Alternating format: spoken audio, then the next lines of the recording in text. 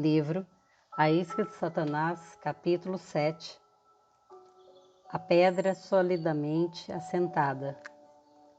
Portanto, assim diz o Senhor Deus: Eis que eu assentei em Sião uma pedra, pedra já provada, pedra preciosa, angular, solidamente assentada. Aquele que crer não foge. Isaías, capítulo 28, versículo 16. Aquele que crê não foge. Uma pessoa que foge ou que age precipitadamente é uma pessoa instável, porque suas atitudes não estão bem fundamentadas. Ela é facilmente abalada e influenciada pelas tempestades ou perseguições e provações. Vejamos, por exemplo, o que aconteceu com Simão Pedro. Jesus havia entrado na região de Cesareia de Filipe e perguntou a seus discípulos: Quem diz o povo ser o Filho do Homem? Mateus capítulo 16, 13. Diversos discípulos compartilharam com entusiasmo a opinião das multidões acerca de quem era Jesus. Jesus esperou até que terminassem. Depois olhou para eles e perguntou-lhes diretamente: Mas vós, quem dizeis que eu sou? Tenho certeza de que a maioria dos discípulos ficou com uma expressão confusa e temerosa enquanto refletiam, com a boca meio aberta e sem falar.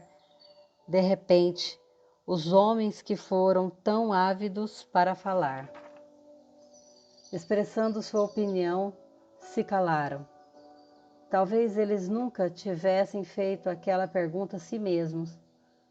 Seja qual for o caso, eles agora percebiam que não tinham resposta. Jesus fez o que sabia fazer tão bem. Ele detectou o coração deles através de uma pergunta. Ele levou-os ao entendimento real do que eles sabiam e do que não sabiam. Eles estavam se alimentando das especulações de outros, em vez de definirem em seus próprios corações que Jesus realmente era. Eles não haviam confrontado a si mesmos. Simão, cujo nome foi mudado para Pedro por Jesus, foi o único dos discípulos capaz de responder. Ele disse: Tu és o Cristo, o Filho do Deus vivo.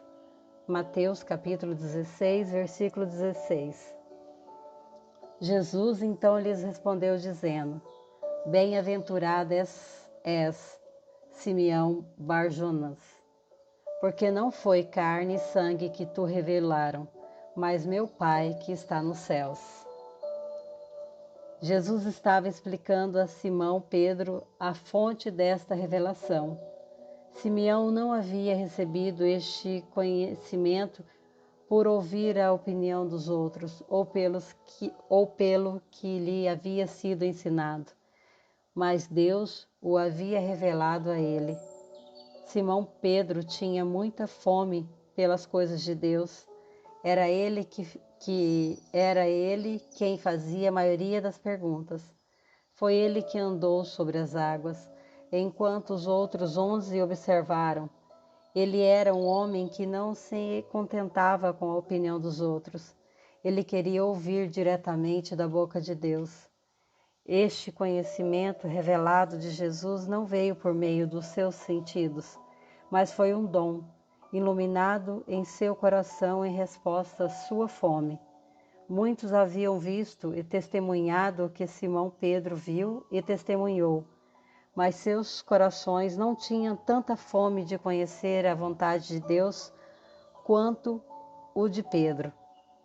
1 João capítulo 2, versículo 27 diz: A unção que dele recebestes permanece em vós, e não tendes necessidade de que alguém vos ensine, mas com a sua unção vos ensina a respeito de todas as coisas, e é verdadeira, e não é falsa, como também ela vos ensinou. Essa unção estava ensinando a Simão Pedro. Ele ouviu o que todos os outros tinham a dizer e depois olhou para dentro de si para ver o que Deus lhe havia revelado. Quando você recebe conhecimento revelado de Deus, ninguém pode lhe influenciar. Quando Deus revela algo a você, não importa o que o mundo inteiro diga, ninguém pode mudar o seu coração. Então Jesus disse a Simão Pedro e ao resto dos discípulos: sobre esta pedra de conhecimento revelado por Deus, edificarei a minha igreja, e as portas do inferno não prevalecerão contra ela. Mateus, capítulo 16, versículo 18. Assim vemos claramente que existe uma pedra solidamente assentada na palavra de Deus revelada. Neste caso, foi a compreensão de Pedro de que Jesus era o Filho de Deus. A palavra iluminada. Com frequência digo às congregações e às pessoas, quando estou pregando, que ouçam a voz de Deus dentro da minha voz. Frequentemente estamos tão ocupados fazendo anotações que só registramos aquilo que é dito. Isso produz um entendimento mental das Escrituras e da sua interpretação. Repito, um conhecimento mental. Quando possuímos apenas conhecimento mental, duas coisas podem acontecer.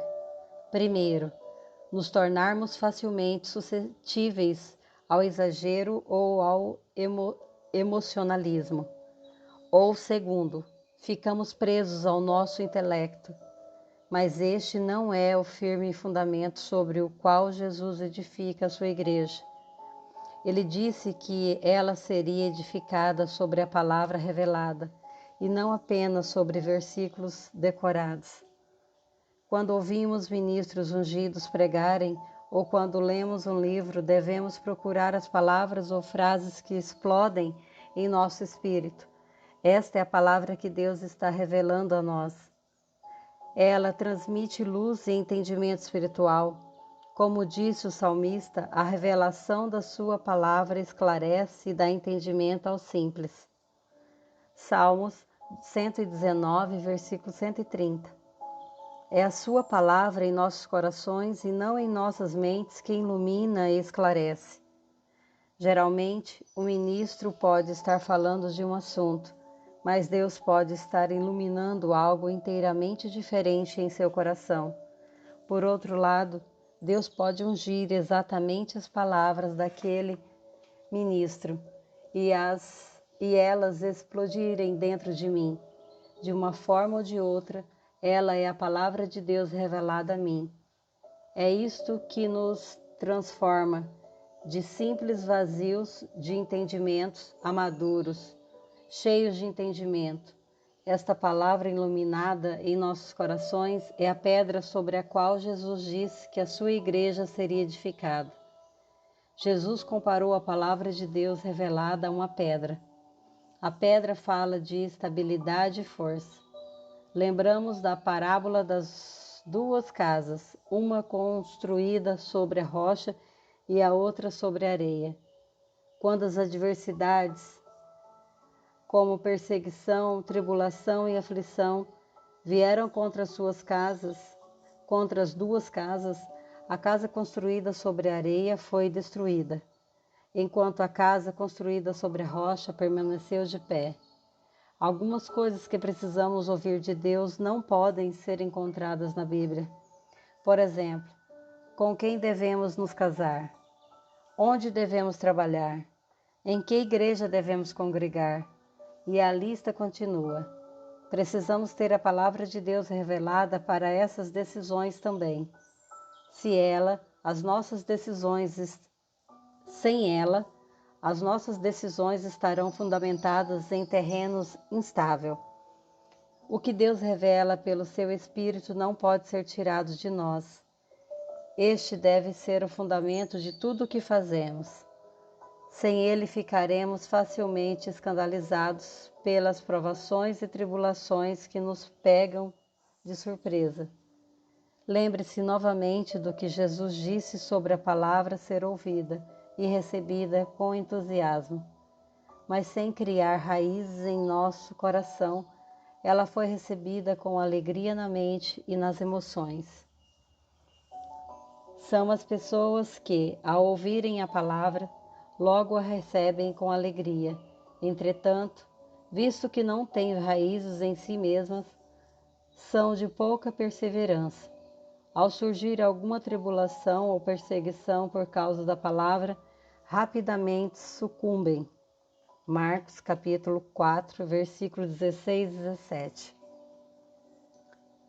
Podemos facilmente trocar a palavra raízes por fundamentos, pois ambas indicam o estabilizador e a fonte de força de uma planta ou estrutura. Uma pessoa que não está estabilizada ou fundamentada na palavra de Deus revelada é um candidato em potencial a se deixar levar pela tempestade da ofensa. Quantas pessoas são exatamente como os discípulos que Jesus confrontou? Elas vivem do que ouviram outras pessoas pregarem ou dizem. As opiniões ou declarações do outro são tomadas como verdadeiras sem buscarem o conselho ou testemunho do Espírito. Só podemos viver e proclamar o que nos é revelado por Deus. É sobre isto que Jesus edifica a sua igreja. Certa vez, tive uma secretária solteira que estava namorando um jovem que também trabalhava para a igreja. Eles estavam se tornando mais próximos a cada dia. Todos podiam ver que aquele relacionamento ia terminar em casamento. Eles já estavam discutindo o assunto seriamente. Em uma noite de sábado, o pastor presidente o chamou e disse: "Assim diz o Senhor, vocês dois vão se casar." Na manhã seguinte, minha secretária entrou no escritório andando nas nuvens. Ela estava muito entusiasmada. Ela me perguntou se eu faria a cerimônia de casamento deles e eu disse que ficaria muito honrado em fazê-lo. Marquei uma data para reunir-me com eles para aconselhamento, mas eu estava inquieto. Quando eles entraram em meu escritório, meu espírito se perturbou. Olhei para minha secretária e perguntei se ela sabia se aquele jovem era a pessoa que Deus havia escolhido para ela. Ela respondeu com um sim, entusiasmado e definitivo. Então olhei para ele e perguntei: "Você acredita que é a vontade de Deus que você se case com esta moça?" Ele olhou para mim com a boca entreaberta por um instante, depois abaixou a cabeça e sacudiu-a como se dissesse: "Não, não estou seguro." Olhei para ambos e depois disse ao jovem: "Não vou casar vocês. Não importa quem profetizou sobre a vida de vocês, nem o que foi dito. Não me importa quantas pessoas possam ter dito. Vocês formam um lindo casal. Se Deus não revelou isto em seu coração, não faz sentido prosseguir com este casamento. Se você se casar sem que Deus tenha revelado que esta é a sua perfeita vontade, prosseguir. Quando as tempestades vierem a elas, e elas virão, você terá dúvidas. E se eu tivesse me casado com outra garota, será que teria os mesmos problemas? Eu deveria ter tido certeza de que era a vontade de Deus. Sinto-me preso em uma armadilha. Então, o seu coração ficará esgotado e você não conseguirá lutar contra as adversidades que atacarão o seu casamento. Você será um homem indeciso e instável em todos os seus caminhos. Eu me despedi deles e disse que não havia motivo para nos reunirmos novamente. Ele ficou aliviado. Ela ficou muito desapontada. Durante a semana seguinte, as coisas ficaram muito desconfortáveis em nosso escritório. Mas eu sabia que havia falado a verdade. Aquele foi um tempo de teste para ela.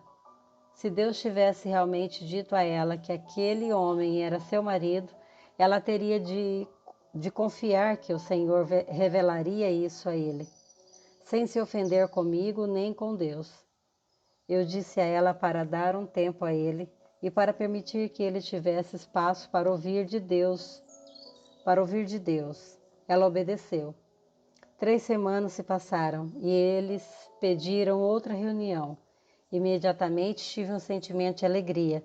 Desta vez, quando eles entraram no escritório, ele olhou para mim com um brilho nos olhos e disse: Sei, sem sombra de dúvida, que esta é a mulher que Deus me deu para casar. Eles se casaram 7 meses depois. Quando você sabe que Deus o colocou em um relacionamento ou lugar, você está fundamentado na palavra de Deus revelada e superará os conflitos, mesmo que pareça impossível. Não há outra opção. Os 5 primeiros anos de casamento foram difíceis para minha esposa e eu. Havíamos ferido tanto um ao outro que parecia impossível salvar o relacionamento amoroso que tínhamos antes. Só uma coisa nos manteve juntos. Nós dois sabíamos que Deus havia ordenado o nosso casamento. Portanto, não fizemos do divórcio uma opção.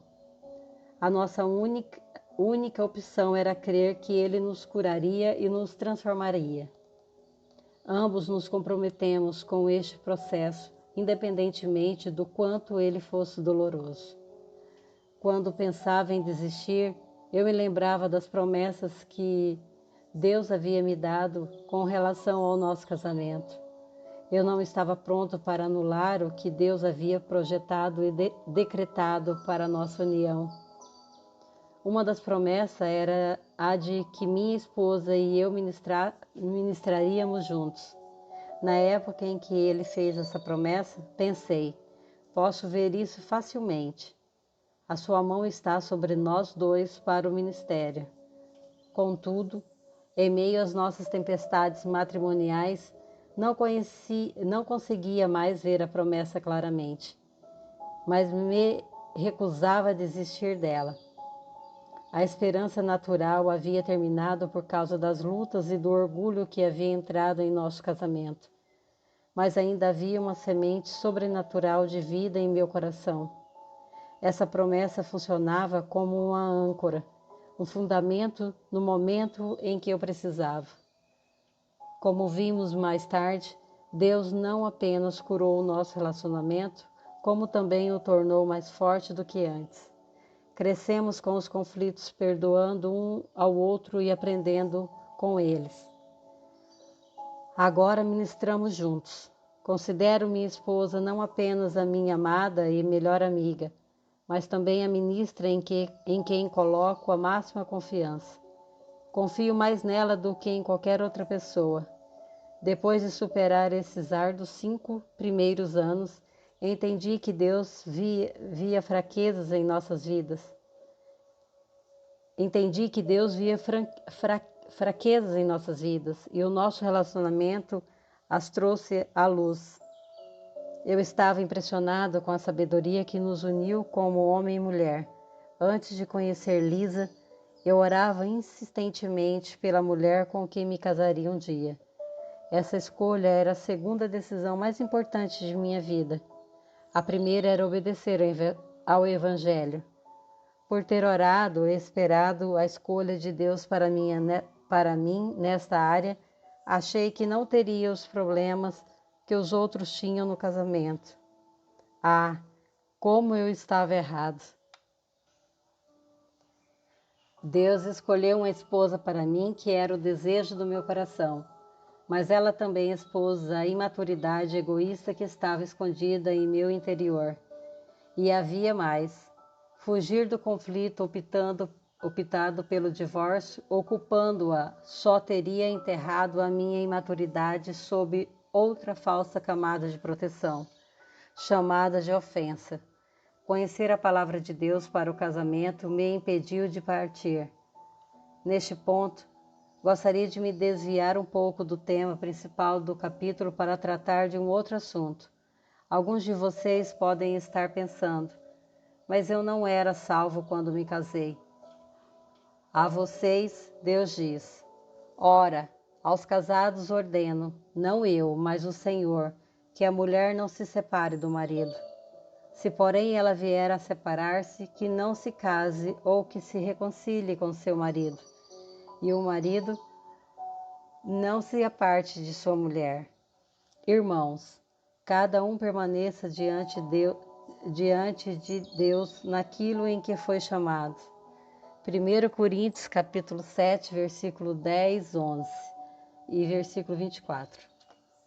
Que esta palavra sobre a aliança do casamento seja firmada em seu coração de tal forma que você não seja abalada da sua firmeza pela armadilha da ofensa. Depois, busque ao Senhor para receber a sua palavra revelada para o seu casamento. Alguns de vocês podem não ter se casado dentro da vontade de Deus, mesmo sendo crentes. Para entrarem na bênção de Deus para o seu casamento, vocês precisam se arrepender por não terem buscado o seu conselho antes de se casarem, e Ele os perdoará. Firme o seu coração no fato de que um erro não justifica o outro. Quebrar uma aliança por causa da ofensa não é a solução. Então, busquem ao Senhor para receber a sua palavra para o seu casamento. A rocha firme. A palavra de Deus revelada é a rocha firme sobre a qual devemos construir nossas vidas e ministérios. Diversas pessoas me contaram sobre as várias igrejas ou equipes ministeriais de que participaram em um curto período. Meu coração sofre ao ver como elas são impelidas pelas dificuldades e não pela direção de Deus. Elas exaltam o fato de como as coisas vão mal ou de como elas e outras pessoas foram maltratadas. Elas se sentem justificadas nas decisões que tomam, mas esse raciocínio é apenas mais uma camada de engano que as impede de ver a ofensa e as suas próprias falhas de caráter. Elas descrevem a relação atual com os ministérios ou igrejas de que fazem parte como temporária, ou é aqui que Deus me quer por enquanto. Cheguei a ouvir um homem dizer: estou emprestado para esta igreja. Fazem tais declarações para que, se as coisas ficarem difíceis, possam ter uma rota de fuga. Elas não têm fundamentos sobre os quais se firmarem nos novos lugares para onde vão. As tempestades podem facilmente impeli-las até o novo porto. Para onde poderemos ir? Voltando ao exemplo onde Jesus pergunta a seus discípulos quem eles diziam ser ele, vemos a estabilidade que surge quando sabemos a vontade revelada de Deus. Veja Simão Pedro. Depois que Simão disse o que o Pai revelou ao seu coração, Jesus disse: também eu te digo que tu és Pedro, e sobre esta pedra edificarei a minha igreja, e as portas do inferno não prevalecerão contra ela. Mateus capítulo 16, versículo 18. Jesus mudou o nome de Simão para Pedro. Isto é significativo porque o nome de Simão significa ouvir. O nome Pedro, da palavra grega Petros, significa pedra, uma pedra. Uma casa construída de pedra sobre o fundamento sólido de uma rocha suportará as tempestades que se levantem contra ela. A palavra pedra, neste versículo, vem da palavra grega Petra, que significa uma grande pedra. Jesus estava dizendo a Simão Pedro que agora ele era feito da substância na qual a casa seria fundada. Mais tarde, Pedro escreveu em 1 Pedro, capítulo 2, versículo 5. Também vós mesmos, como pedras que vivem, sois edificados casa espiritual. Uma pedra é um pedaço pequeno de rocha grande. Força, estabilidade e poder estão na rocha da palavra de Deus revelada, e há frutos na vida da pessoa que a recebe. Essa pessoa se torna forte na força daquele que é a palavra viva de Deus, Jesus Cristo. Como o apóstolo Paulo escreveu em 1 Coríntios capítulo 3, versículo 11. Porque ninguém pode lançar outro fundamento além do que foi posto, o qual é Jesus Cristo. Ao buscarmos aquele que é a palavra viva de Deus, ele será revelado e seremos estabelecidos. Em João 5, vemos que durante os últimos dias da jornada de Jesus na terra, a vida se tornou mais difícil para a sua equipe ministerial. Os líderes religiosos e os judeus estavam perseguindo Jesus, procurando matá-lo. Quando as coisas começaram a melhorar e as pessoas queriam levá-lo à força para torná-lo rei, ele se recusou e se afastou. João, capítulo 6, versículo 15. Por que ele fez isso? Seus discípulos se perguntavam. Esta era a oportunidade dele e a nossa. Eles estavam ficando perturbados. Eles estavam ficando perturbados. As tempestades estavam soprando com força. Deixamos nossas famílias e empregos para seguir este homem. Temos muita coisa em jogo. Acreditamos que ele é aquele que havia de vir. Afinal, João Batista declarou isto, e ouvimos Simão Pedro dizer isto em Cesareia de Filipe. Estes são 2 testemunhos, mas por que ele continua a irritar os líderes atuais? Por que ele está cavando o seu próprio túmulo? Por que ele faz declaração do tipo, ó geração infiel e perversa? Por quanto tempo ainda vos suportarei? A nós, seus discípulos, a ofensa e o escândalo estavam começando a encher o coração daqueles homens que haviam deixado tudo para seguir Jesus.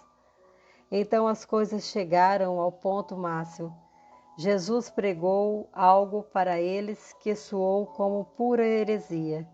Em verdade vos digo, se não comerdes a carne do Filho do Homem e não beberdes o seu sangue, não tendes vida em vós mesmos. João, capítulo 6, 53. O que ele está pregando agora? Eles se perguntaram. Agora ele foi longe demais. Não apenas isto, mas ele também disse que estas coisas diante dos líderes na sinagoga de Cafarnaum. Para aqueles discípulos, aquilo foi a gota d'água. Muitos dos seus discípulos, tendo ouvido tais palavras, disseram: Duro é este discurso, quem o pode ouvir? João capítulo 6, 60. Observe a resposta de Jesus. Mas Jesus, sabendo por si mesmo que eles murmuravam a respeito de suas palavras, interpelou-os: Isto vos escandaliza? João capítulo 6, versículo 61. Esses eram os próprios discípulos de Jesus. Ele não retira a verdade, mas em vez disso, confronta aqueles homens. Ele sabe que alguns estavam vivendo sobre um fundamento defeituoso. Ele expõe esse fundamento e lhes dá a oportunidade de verem o seu próprio coração. Mas eles não eram como Simão Pedro ou outros discípulos que tinham fome pela verdade. Veja a reação deles. À vista disso, muitos dos seus discípulos o abandonaram e já não andavam com ele. João capítulo 6, versículo 66. Observe que não foram poucos, foram muitos. Alguns, sem dúvida, eram os mesmos que foram tão rápidos em dizer antes em Cesareia de Filipe. Uns dizem João Batista, outros Elias e outros Jeremias ou algum dos profetas. Mateus capítulo 16, 14. Eles não estavam fundamentados na palavra de Deus revelada. O escândalo cresceu a ponto deles fazerem o que muitos fazem hoje, fugir. Eles acharam que haviam sido enganados e maltratados, mas isso não era verdade. Eles não enxergaram a verdade porque seus olhos estavam focados nos seus próprios desejos egoístas. Agora vejamos o que acontece com Simão Pedro quando Jesus confronta os 12. Então perguntou Jesus aos 12: Porventura, quereis também vós outros retirar-vos? Respondeu-lhe Simão Pedro: Senhor, para quem iremos? Tu tens a palavra da vida eterna, e nós temos crido e conhecido que tu és o Santo de Deus. João, capítulo 6, versículos 67 ao 69. Jesus não implorou aqueles homens: Por favor, não vão embora. Acabo de perder muitos da minha equipe. Como eu poderei ir em frente sem vocês? Não. Ele os confrontou: Vocês também querem partir? Observe como Simão Pedro respondeu, embora ele tivesse lutando com a oportunidade de se escandalizar tanto quanto os outros. Senhor, a quem iremos? O que ele ouviu deve tê-lo confundido, mas havia um conhecimento nele que os outros não possuíam. Em Cesareia de Filipe, Pedro teve uma revelação de quem Jesus realmente era, o Filho do Deus vivo. Mateus capítulo 16, versículo 16.